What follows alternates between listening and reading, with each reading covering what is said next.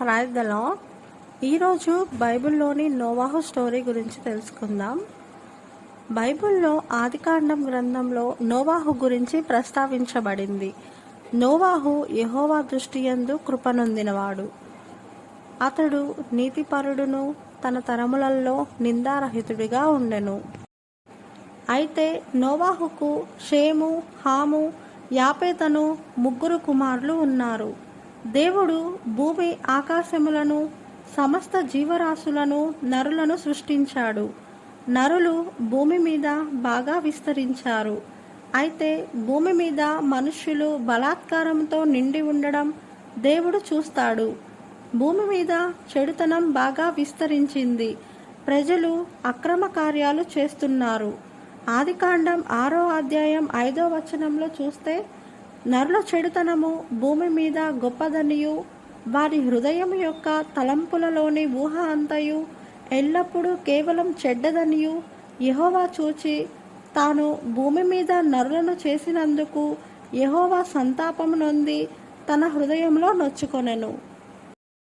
అయితే దేవుడు, నేను భూమిపై సృజించిన నరులను, ఇతర జీవరాశులను పూర్తిగా నాశనం చేస్తాననుకుంటాడు. నోవాహు యెహోవా దృష్టిలో చాలా దయ పొందినవాడు. అతడు నీతిమంతుడు, నిందారహితుడు మరియు దేవునితో నడిచినవాడు. దేవుడు నోవాహును పిలిచి ఈ విధంగా చెప్తాడు, నేను మహాభయంకరమైన జల ప్రవాహం ద్వారా మానవ జాతిని, సృష్టిలోని జీవరాశులను నాశనం చేయబోతున్నాను.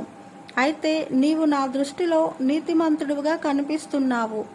నేను నీకు చెప్పిన విధంగా నీవు ఒక పెద్ద ఓడను తయారు చెయ్యి.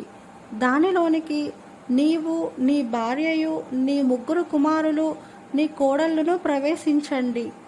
నీతో పాటు భూమిపై ఉన్న అన్ని జంతువులు, పక్షులు మరియు పురుగులన్నింటినీ ఆడామగ జంటలుగా ఓడలోనికి చేర్చండి.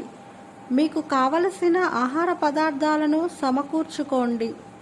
నేను జలప్రళయం రప్పించినప్పుడు నీవు, నీ ఓడలో ఉన్న ప్రాణులు మాత్రమే రక్షింపబడతాయని చెప్తాడు. అయితే దేవుడు నోవాహుతో ఈ విధంగా చెప్తాడు, చితిసారకపు మ్రానుతో నీ కొరకు ఓడను చేసుకొనుము. అరలు పెట్టి ఆ ఓడను చేసి లోపల బయట దానికి కీలు పొయ్యమని చెప్తాడు. నీవు దాన్ని చేయవలసిన విధమిది. ఆ ఓడ 300 మూరల పొడుగును, 10 మూరల వెడల్పును, 30 మూరల ఎత్తును గలదై ఉండవలనని చెప్తాడు. ఆ ఓడకు కిటికీ చేసి పైనుండి మూరెడు క్రిందికి దాన్ని ముగించవలనని చెప్తాడు. ఓడ తలుపు దాని ప్రక్కకు ఉంచవలను. క్రింది అంతస్తు 2వ అంతస్తు 3వ అంతస్తు గలదిగా దానిని చేయవలనని చెప్తాడు. జలప్రళయం వచ్చిన సమయంలో నోవాహు వయస్సు 600 సంవత్సరాలు.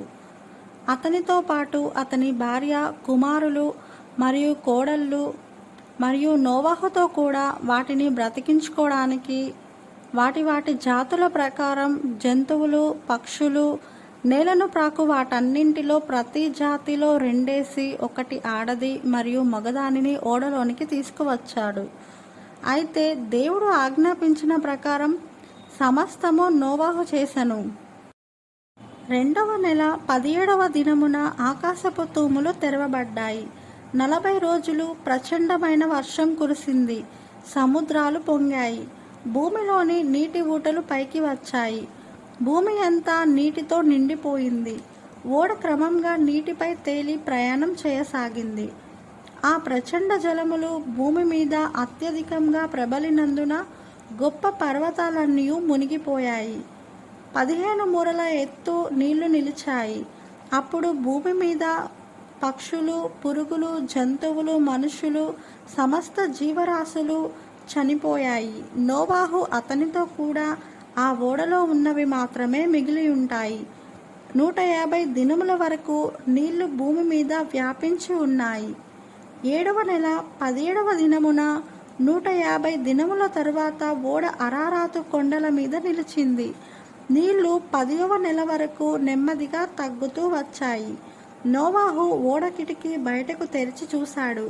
వర్షం ఆగిపోయిందని గ్రహించాడు. అతడు ఒక కాకిని బయటకు వదిలాడు. అది తిరిగి రాలేదు. తర్వాత ఒక నల్ల పావురాన్ని వదిలాడు. అది అటూ ఇటూ తిరిగి భూమి అంతటి మీద నీరు వ్యాపించి ఉన్నందున ఓడలోనికి తిరిగి వచ్చింది. 7 దినముల తరువాత నోవాహు మరలా ఆ నల్ల పావురాన్ని బయటికి పంపుతాడు.